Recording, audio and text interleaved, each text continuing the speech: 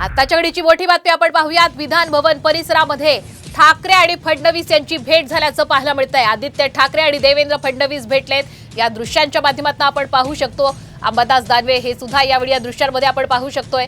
आताच्या घडीची मोठी बातमी आहे एकीकडे आपण पाहतोय राज्यामध्ये विधान परिषदा निवडणुकांसंदर्भामध्ये प्रचंड चर्चा आलेली आहे, राजकीय चर्चांना उधाण आलेलं आहे आणि अशातच आता विधान भवनामध्ये आपण पाहतोय उपमुख्यमंत्री देवेंद्र फडणवीस आणि आदित्य ठाकरे यांची भेट झालेली आहे। या दृश्यांच्या माध्यमातून आपण विधान परिषदेचे विरोधी पक्षनेते अंबादास दानवे हे सुद्धा पाहतोय।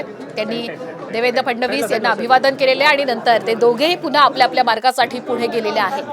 आताच्या घडीची ही महत्त्वाची आणि मोठी दृश्य आपण पाहतोय।